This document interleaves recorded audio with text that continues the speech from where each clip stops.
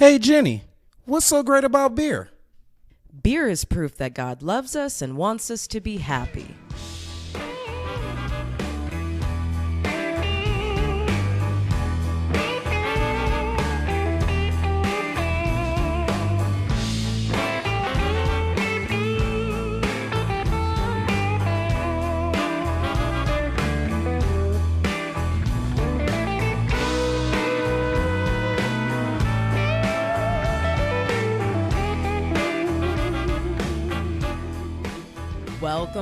Welcome. You are listening to Beer Talk Radio, the only craft beer podcast in the business section. I am your host, Jenny the Greek, the queen of beers, la reina de cerveza, the Khaleesi of craft, the Bourdain of brews, the Cardi B of ABV, pourer of pilsners, and lover of local dives. Make sure to visit the Beer Talk Radio website at www.beertalkradio.net. If you'd like to be a guest on the show, please send me an email, jenny@beertalkradio.net. And if you're a fan, you can be on the show as well. Just click the link in my show notes, leave me a voicemail, and I'll put you on the following episode. Let's drink.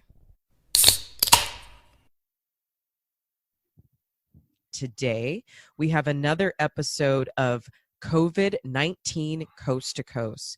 And my guest today, he hasn't been on the show before, but I've actually been on his podcast. He is the host of the Business Chef podcast. And he is a chef after my own heart. I see so many similarities in our careers, from fine dining to corporate dining to institutional dining.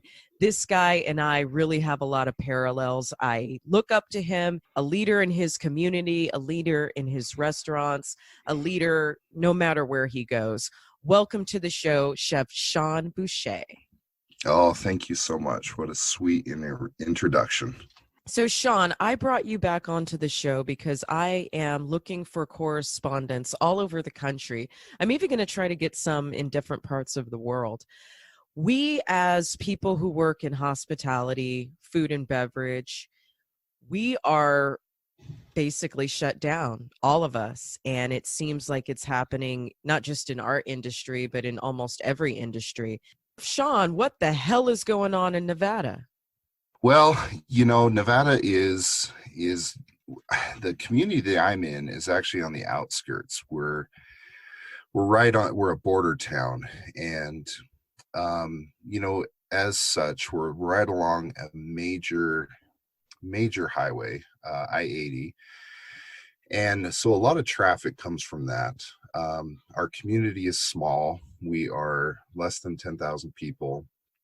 And it's interesting because, when things broke, really started to kind of, I don't know, when it started to get crazy everywhere else, we didn't feel it.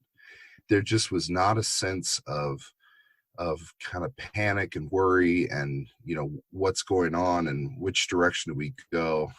It just really, really didn't set in. In fact, a lot of things just didn't feel like we were experiencing the same things that everyone else was. Now, part of that is being somewhat of a rural community, and being along that major intersection. A lot of people just pass through, and a lot of people don't stop. But what we started to see was the first indicator that things were starting to come to us was that the small stores that we essentially have two stores there that all of a sudden started missing. We started going short on milk and eggs and toilet paper and hand sanitizer. And we thought, well, that's weird. Why all of a sudden, in this major store, are we missing these items that generally never run out? Well, and that was because a lot of people were driving through and they were stopping, and people from the outside communities were coming and kind of clearing out our community. And so that's when it kind of started to hit home that, oh, wow, if we're running out of these supplies in these major metropolitan areas, i.e. Salt Lake City, where there's millions of people and they're coming to this town and cleaning out us of less than 10,000, that's kind of a big deal. And then all of a sudden, that's when things kind of started to get more real. The governor came out of Nevada and said, we need to close down all non-essential businesses, and we need to go, just like the rest of the country has gone, dine and take out in restaurants. And so the businesses that we have there, we have, I'm part of a group that is doing a lot of kind of community building right now. We're building restaurants, we're building oil change centers and dry cleaners, and just a lot of different businesses that will support this small community. And so, to not feel this, to all of a sudden really feel it, we're kind of in the same boat that everyone else is. We don't know what's going to happen or how it's going to happen or when things are going to change, just like everybody else. But we were kind of immune to it for a little while, and now all of a sudden it went from 0 to 60 in no time, and now we're really feeling it. And now these small communities, with everyone who is working hourly and things, they're really feeling it. Plus, we're a casino town. The major employers in town are casinos, and casinos are gathering places, and casinos offer a wide range of hospitality. And so, yeah, it's really starting to hurt. Do you have any personal stories of devastation with people that former employees? Is there anyone in your life that that's really being affected by it? Oh, definitely. I mean, I got a text this morning from a mutual friend of ours that basically said, I've been let go. It's one of those things that it really starts to hit home when it becomes personal and when it's people that I've got very good friends who are educators who work in the school systems, and obviously the schools were one of the most affected places early on. Where I live, again, it just, we didn't really feel it, and then all of a sudden we really felt it. And the schools were one of the first places, because once the kids are home and you've got to figure out daycare options, and you got to figure out, if I've got to go to work and they're here, how do I do that? That obviously affects things. But these friends of mine in the schools, one's as far away as Alaska, and he basically said the schools are shut down till May 1st. His wife works at the university up there, and they've been affected. I had a very good friend who lives in Florida who was planning on coming out to the West Coast. He was coming to a wedding in San Francisco this weekend, and that's obviously been canceled. Hasn't been able to go to that. I have another friend, a person, when I was teaching years ago, culinary school, her father-in-law contracted COVID-19 and passed away within the last couple of weeks. So what? Yeah. So okay, so you're literally the first person that I know who knows somebody who actually has it. Oh my God. Yeah, I know a couple people actually that have it. Now, one of them had it very early on, was tested positively, but then has been cleared now. It's been over 14 days. He was actually coming back from Taiwan, and he contracted it over there, but he's now been totally cleared. It just as of a few days ago, actually. So yeah, I know people personally that it's affected, but honestly, it hasn't been like, I didn't know anybody until about 3 or 4 days ago. And then all of a sudden I know a lot of people. And I think that's going to be the case with a lot of us, where we might not know anybody right now, but give it a day or two. And things are changing rapidly by the day. See, the hard part about all of this, especially for those of us who are in restaurants, and I just had this conversation with my dad, is that for those who work in a more upscale dining, there's no chance. There's no fighting chance, because if you have $48 ribeyes on your menu, nobody's going to order from Uber Eats. for your $48 Right. ribeyes. Some of the bars up here in San Francisco in the Bay Area, they're opening for cocktails. Like they've got permission to sell cocktails to go. But then I look at their menu and it's like their cocktails start at $15. Nobody's ordering cocktails.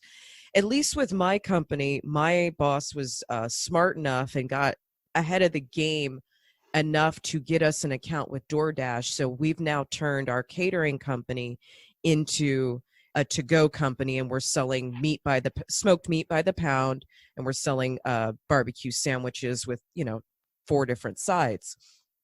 But here's the problem: that's what everyone's doing now. See, now every restaurant or catering company is trying to convert their company into a to-go company, and it's just not translatable.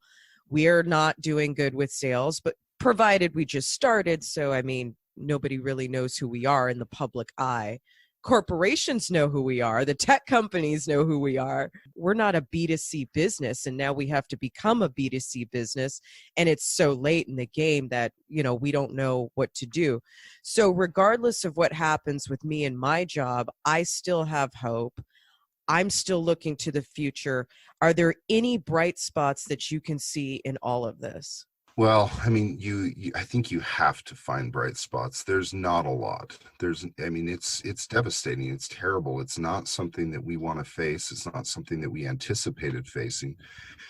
But here we are. And so I think you have to have hope. You have to have, some foresight into what the future is going to be, because the reality is even when things are done with this and life goes back to quote unquote normal, it's never going to be the same. We're going to look at things differently. We're going to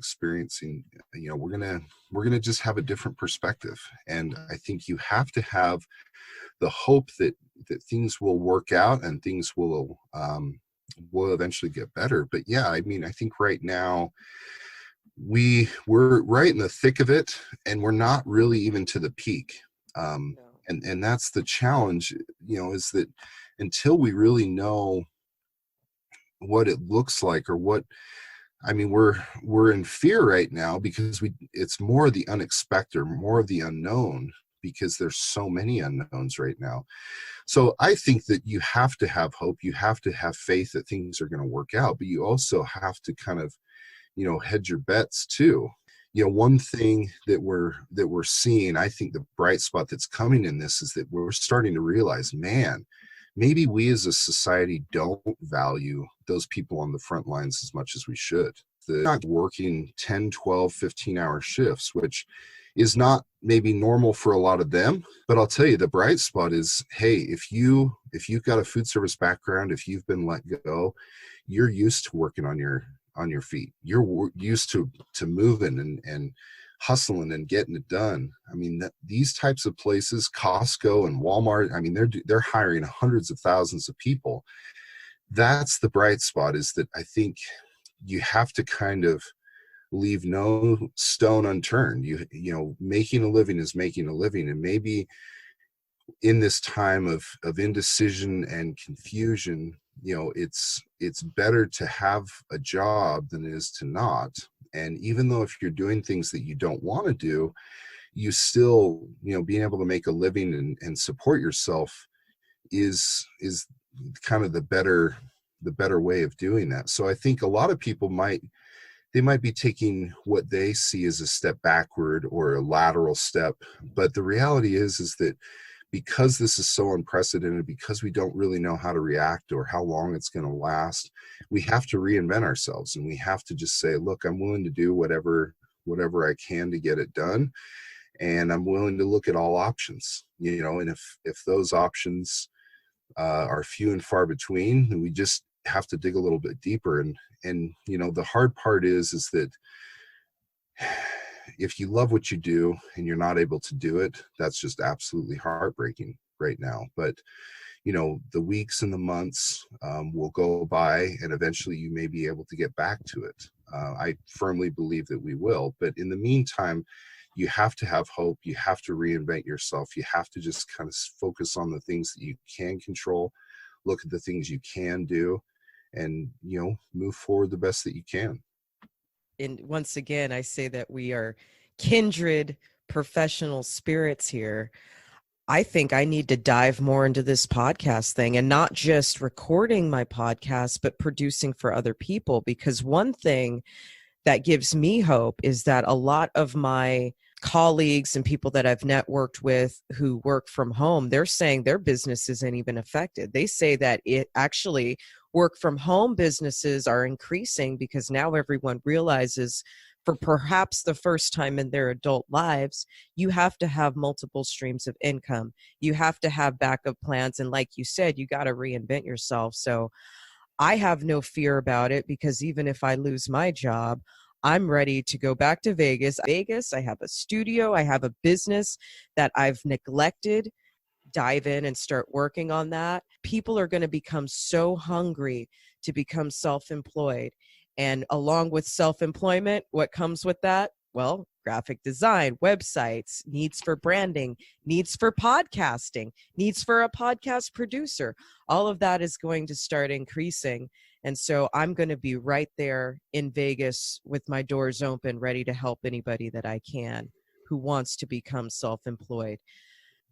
I'm not scared. You know, if change is horrible, but change is what makes us grow. And I really believe that when all of this is done, I personally, if I do go back to the kitchen, I'm going to be a hell of a lot nicer. Because, you know, I told you I'm kind of mean.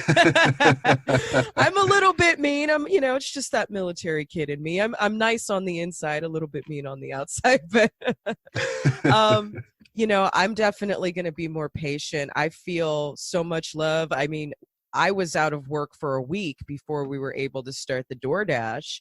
And as soon as I came back to work, I literally ran into the kitchen and hugged my smoker. I hugged my smoker, chef, because it made me appreciate it so much more. I put my nose between the latch and I was like, oh, I miss you. I miss the smell.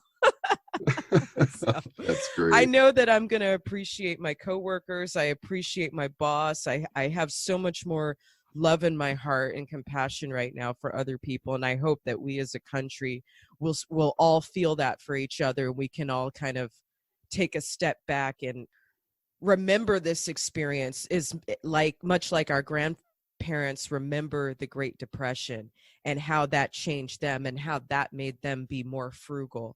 And it made them value family more. And I'm hoping that that's what's going to happen in this country. And as humbling as this is, if I look at this from an energetic or spiritual standpoint, perhaps we all need this just a little bit. It makes me want to draw closer to the people I care about, so absolutely. That's the hope that I have.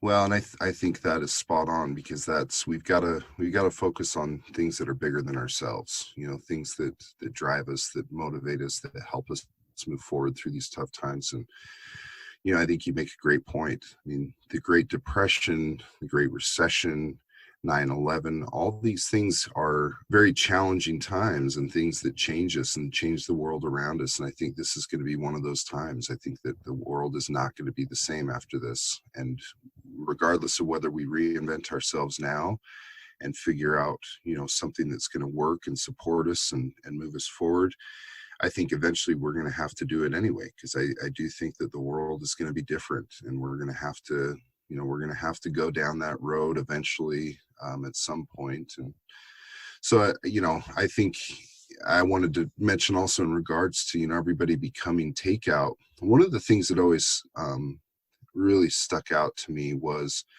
how everyone was kind of starting to go that route anyway.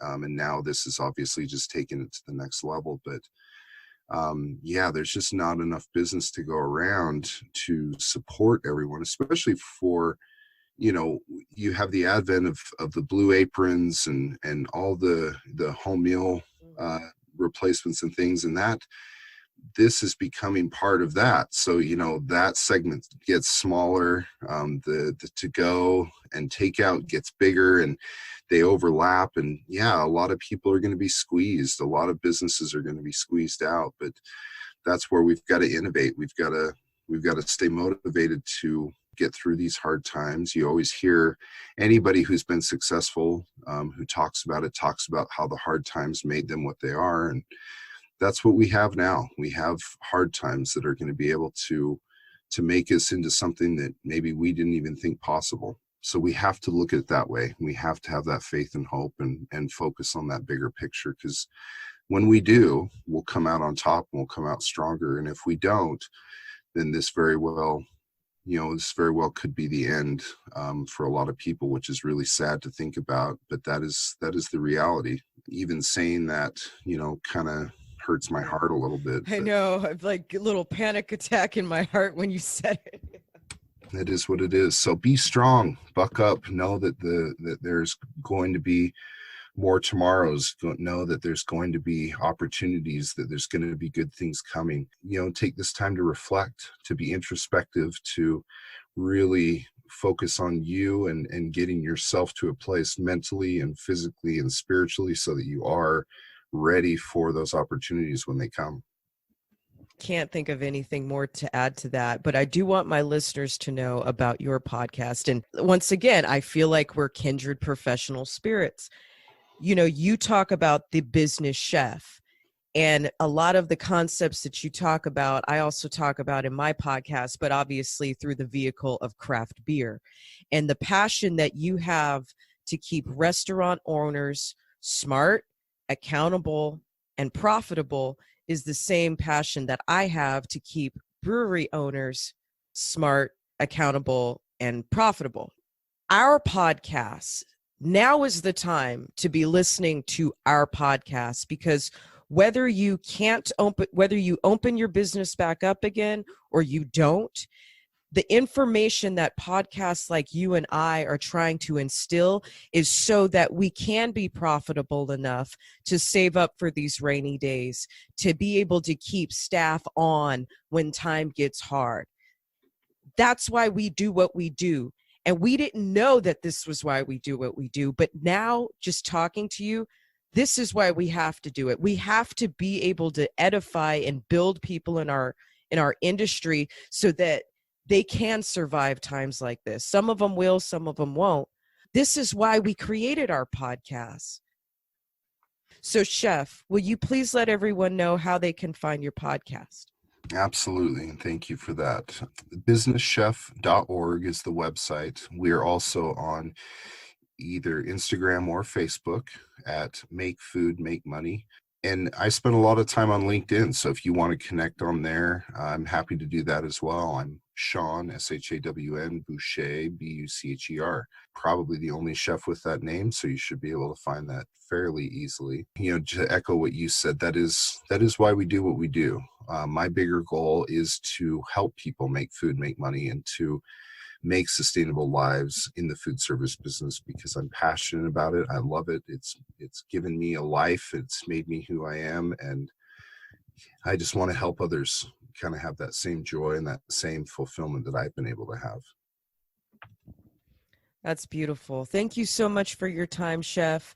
I have so much more that I want to talk about in future episodes. We should definitely do a follow-up episode when all of this is over and check in with one another and see how everything's going. I want to just send you off, go home, love on your family, and also know that you are loved by Beer Talk Radio, and you have so many people behind you. So whatever's next for you, we got your back. Oh, I love that. Well, and I wish the same for you. Anything I can do to help, I'm happy to do so. I love what you do. I think you are probably one of the most authentic and honest people that I know. And I really hope this works out the best for all of us. I'm sure it will. And that concludes this week's episode of Beer Talk Radio. If you enjoyed this episode, please comment and rate on iTunes, and that will help other people find the podcast. If you are interested in receiving one of my Street Team swag bags, please visit my website, www.beertalkradio.net. Enter your rapid fire questions and your name into the subscribe area, and I will send you one. If you're interested in being on the show, I'd be happy to put a clip of your voice and your commentary in the following episode by leaving a voicemail. The link to the voicemail is in the show notes. And if you have any questions for me or past guests, I'd be happy to get those answered for you. Send me an email at jenny@beertalkradio.net. Thanks for drinking with me, and have a good one.